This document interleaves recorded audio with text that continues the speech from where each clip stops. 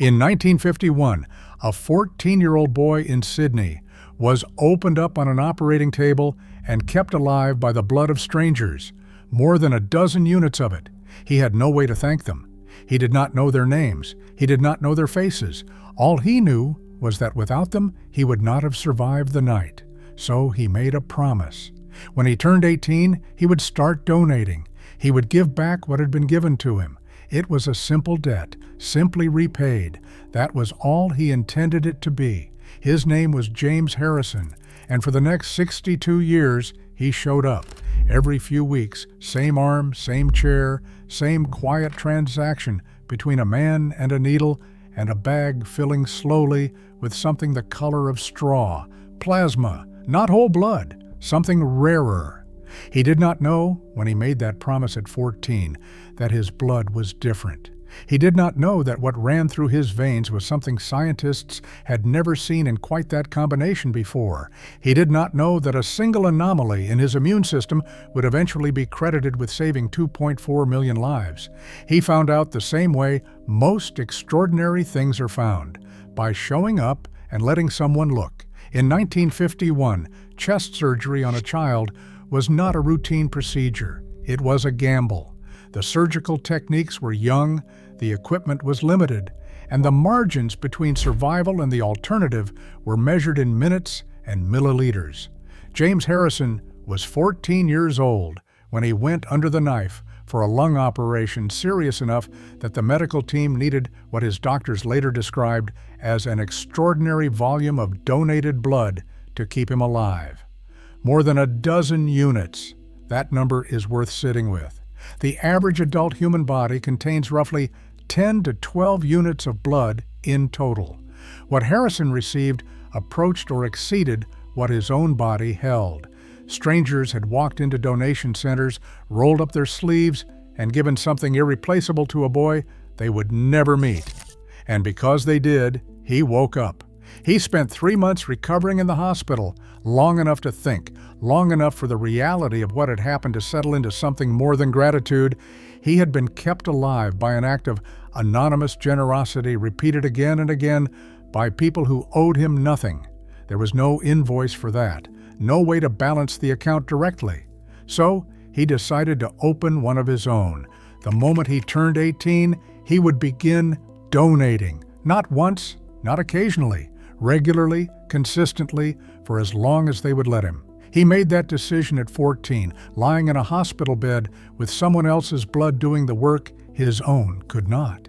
He did not tell many people. He simply waited until the date arrived. What he did not know, could not have known, was that the debt he was preparing to repay was nothing compared to the one the world was about to run up with him. Harrison walked into the donation center at 18 and kept walking in for years before anyone noticed what he was carrying. He was classified as a regular donor, reliable, consistent, unremarkable in the way that the best volunteers always are. He showed up, the needle went in, the bag filled, he left. Then in 1966, a researcher examining donor samples flagged something unusual in Harrison's plasma. He carried a rare and unusually potent concentration of anti-D antibodies. That detail meant very little to Harrison at the time. It meant everything to the scientists who found it. Anti-D antibodies are produced by an immune system that has been exposed to rhesus-positive blood when the carrier is rhesus-negative. Most people who develop them do so through a transfusion or a pregnancy. The antibodies themselves are not the remarkable part. What was remarkable about Harrison was the concentration, the consistency, and the stability of what his immune system was producing. His blood did not just contain anti-D, it contained it in quantities and at a quality that could be reliably harvested, processed, and manufactured into a medical product at scale. The scientists brought him back in. They explained what they had found. They explained what it could mean.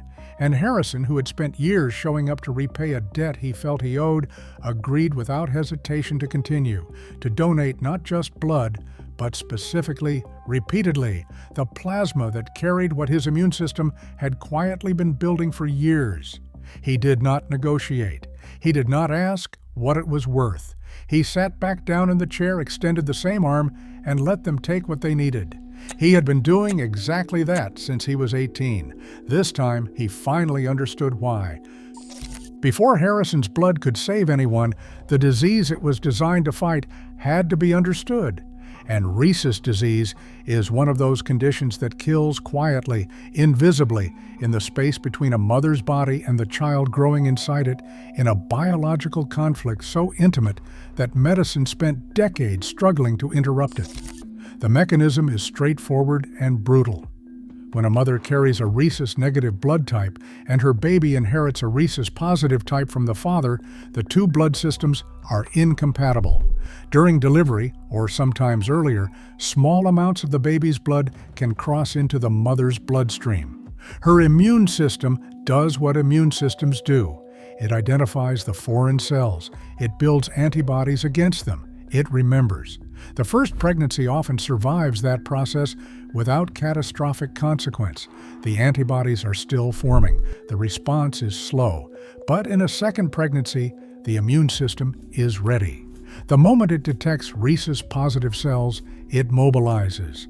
The antibodies it built the first time cross back through the placenta and begin attacking the baby's red blood cells from inside the womb. The result is hemolytic disease of the newborn, anemia, organ failure, brain damage, death. In Australia alone, before a prevention existed, hundreds of babies died from it every year. Many more were born with damage that shaped the rest of their lives. The mothers who survived multiple pregnancies often did not know why their children kept dying. The disease had no visible cause, no obvious point of intervention, and no treatment that addressed the source. What medicine needed was something that could stop the mother's immune system from building those antibodies in the first place, something that could be given after exposure and trick the body into standing down. What medicine needed, it turned out, was already sitting in James Harrison's arm. The solution worked like this. If a rhesus-negative mother was given a dose of anti-D antibodies shortly after delivery, her immune system would not build its own. The introduced antibodies would clear the baby's cells from her bloodstream before her body had time to recognize and remember them. The threat would be neutralized before the memory was formed. Future pregnancies would be safe. The product was called anti-D immunoglobulin, and for decades the primary source of the antibodies used to manufacture it in Australia was a single donor. James Harrison came in every few weeks, sat in the same chair, extended the right arm. 1,173 times over 62 years, he gave what his immune system kept quietly producing. Each donation was processed, pooled with others, and manufactured into doses distributed to rhesus-negative mothers across the country. The nurses at the donation center called him the man with the golden arm. He accepted the title with the same unassuming consistency he brought to everything else. He was not performing generosity. He was honoring a commitment he had made to himself at 14 in a hospital bed, now compounded beyond anything he had imagined when he made it. 2.4 million babies. That is the figure Lifeblood eventually attached to his name. His own daughter received anti-D during her pregnancy. The man saved his own grandchild without knowing it until someone did the arithmetic afterward. One thing before the final piece, everything I just showed you about James Harrison's rare blood is traceable inside your own DNA results. I wrote the guide for exactly that. It is called Where Do You Really Come From? Link is below. Now here's what nobody talks about. The number 2.4 million is large enough to become abstract.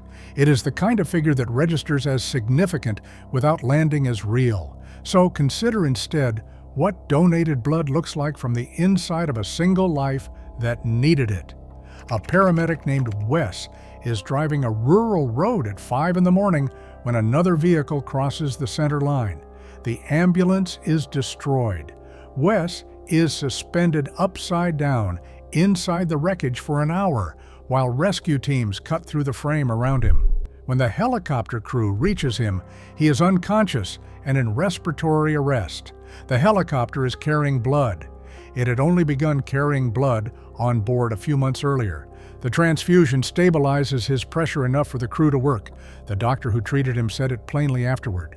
Without that blood, Wies would have died on the side of that road. A woman named Michelle is 32 weeks pregnant with twins when the bleeding starts again. By the time she reaches the hospital, she has lost close to 2 liters. The surgery that follows takes everything the team has. She loses 6 to 8 liters in total across the procedure. 16 units of packed red blood cells keep her alive long enough to wake up in the ICU and ask whether her daughters are okay. They were. A man named John sits in a chemotherapy chair with a blood count too low to continue treatment until a bag of donated red cells brings him back to something close to himself. He described it as a burst of energy, a return. 2 years of complications later, he is declared cancer-free. These are not statistics. They are the specific human weight of what Harrison's 62 years made possible, multiplied 2.4 million times in directions no one will ever fully map. For decades, the explanation for Harrison's blood was treated as a fortunate biological accident. A man with an unusually robust immune response, an unusually high antibody concentration, and an unusually stable plasma composition. Remarkable, but not mysterious, the kind of outlier that statistics occasionally produces and medicine gratefully accepts. Then researchers studying cases like his began asking questions the science had not yet answered. What they found complicated the simple story. Harrison's antibody profile was not merely elevated.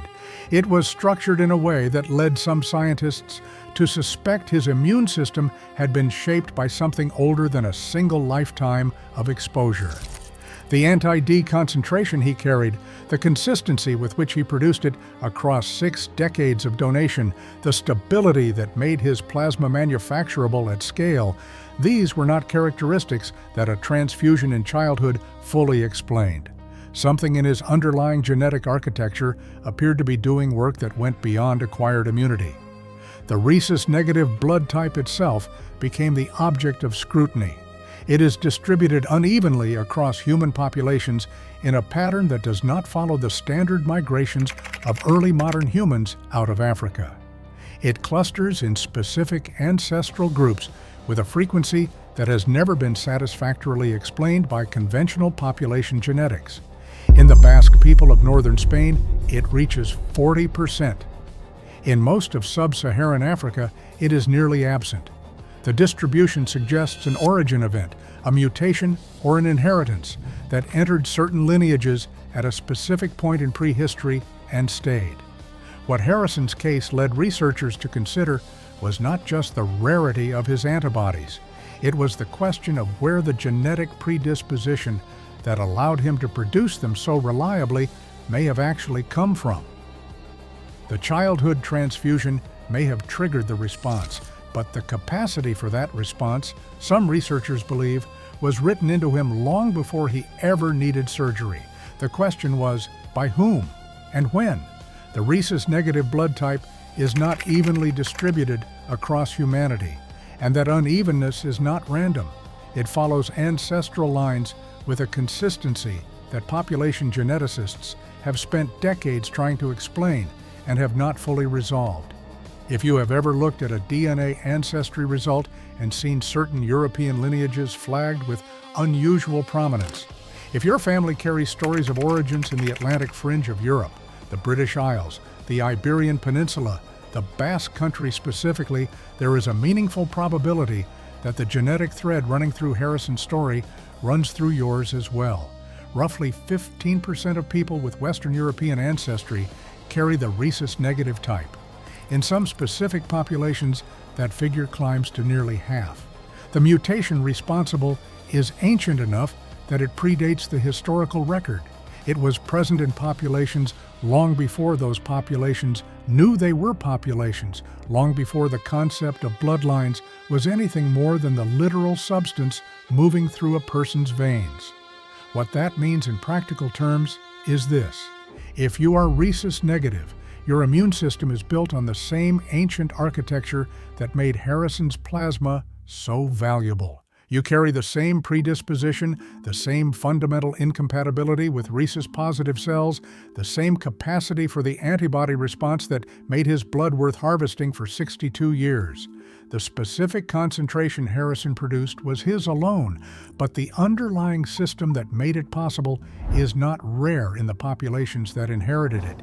It is ancestral, it is traceable, it is sitting inside your DNA results right now if you know where to look. Harrison never knew why his blood was different. He only knew that it was needed. The why was written into him before he was born, carried forward from people who lived long before the science existed to read what they had passed down. James Harrison made his last donation at 81 years old. Doctors had advised him to stop.